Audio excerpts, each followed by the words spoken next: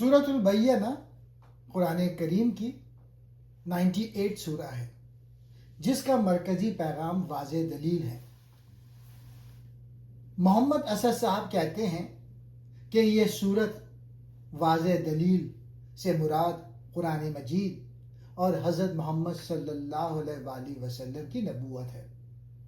यहूदी और ईसाई अहले किताब और मुशरिकीन यानी बुत परस्त दोनों ग्रोहों ने नबी सल्लल्लाहु अलैहि वसल्लम की आमद से पहले कहा करते थे कि अगर कोई रसूल आए तो हम ईमान लाएंगे, लेकिन जब अल्लाह ने अपना आखिरी रसूल भेजा और कुरान नाजिल किया जो साफ और पाक सहीफ़ा है, तो वो लोग इससे बाज ना आए बल्कि इनकार करते रहे और झगड़े शुरू कर दिए।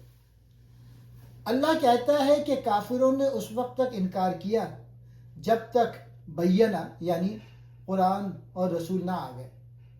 कुरान में सीधी दुरुस्त और अब्दी हकीकत वाली बातें हैं। अहले किताब खुद तफरके में पड़ गए।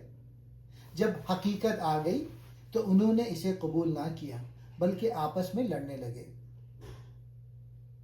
असल दीन तो बस यही है, अल्लाह की खालिस इबादत, नमाज, ज़कात और दीन को सीधे रखना।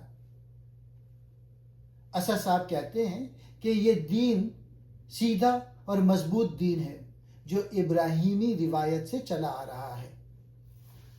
काफिर लोग जो हकीकत देख कर भी इनकार करते हैं सबसे बुरी मखलूक हैं और जहन्नम में जाएंगे, लेकिन मोमिन और नेक अमल वाले सबसे बेहतर मखलूक हैं और जन्नत में जाएंगे जहां अल्लाह और वो दोनों एक दूसरे से राजी होंगे। सूरत का मरकजी पैगाम, अल्लाह ने अपना आखिरी और वाज़े सबूत भेज दिया, कुरान और नबी।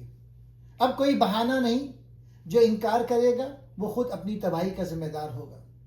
असल दीन बहुत सादा है, अल्लाह की खालिस इबादत, नमाज, ज़कात और सीधा रास्ता। नेक लोग बेहतरीन हैं, बुरे लोग बदतरीन। क़यामत में सबको इंसाफ मिलेगा। ये सूरत इंसान को कहती है हकीकत आ गई है, अब फैसला करो, ईमान लाओ या इनकार के नताइज भुगतो।